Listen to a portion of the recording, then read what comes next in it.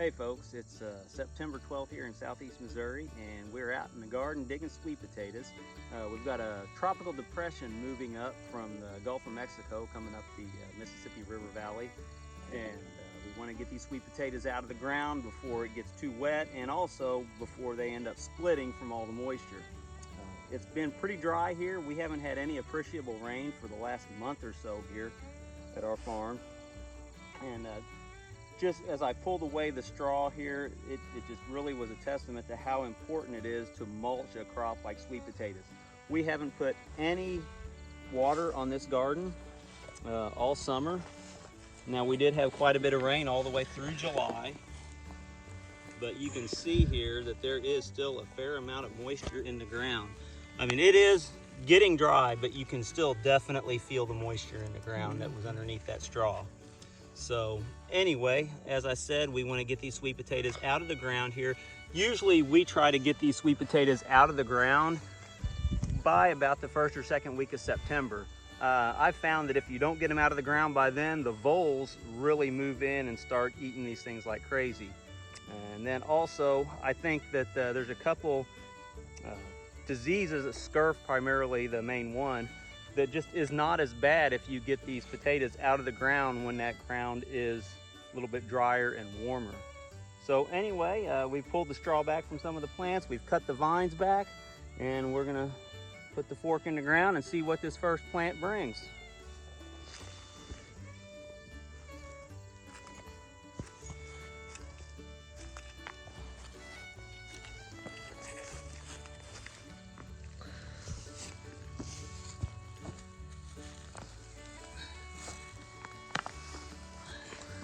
Not a bad little mess of sweet potatoes. Yeah. Look at that. Maybe a little bit. Very nice size. Some of them are a little small. Yeah. Well. Well, that one's. Oh yeah. Yeah. Yeah. Not bad. All from one plant.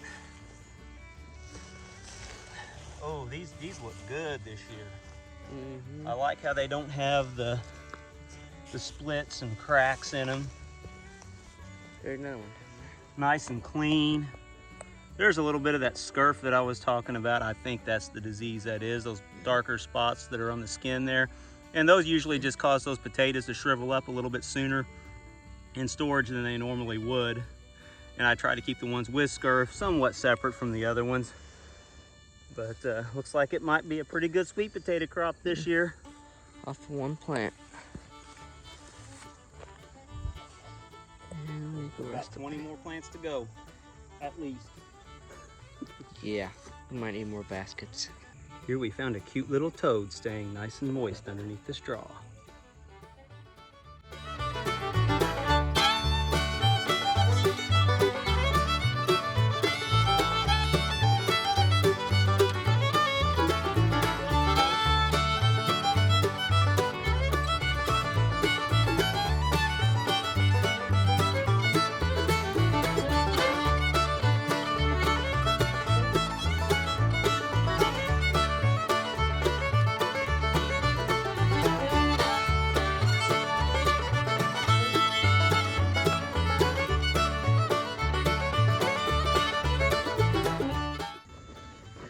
Alright, I got a good, still got, I don't know, 10 feet here. Still got a little bit. It's beginning to rain. He's putting spinach, kale, something else, I don't know.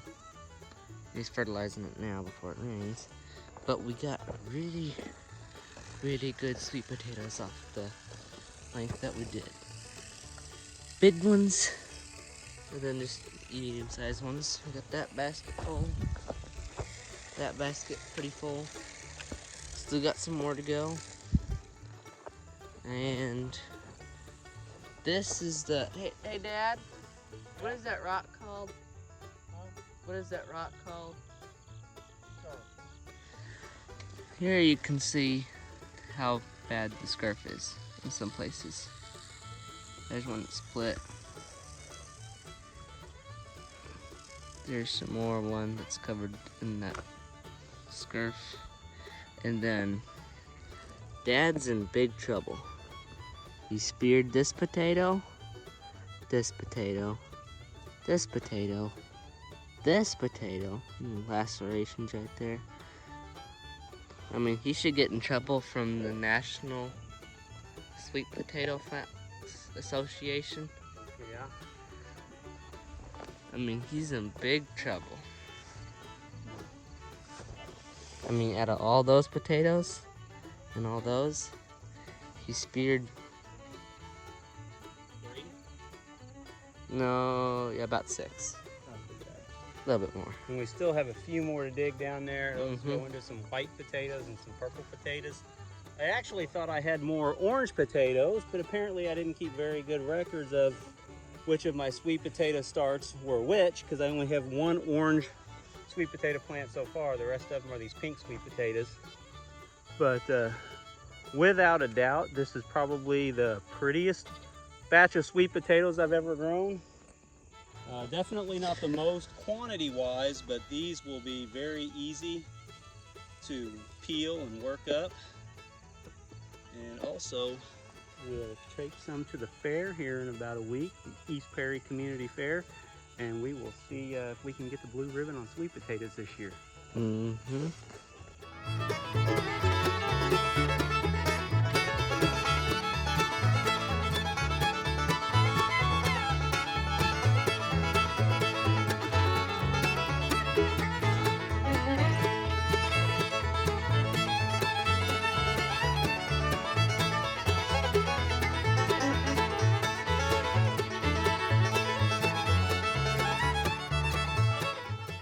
Here you can see those white sweet potatoes.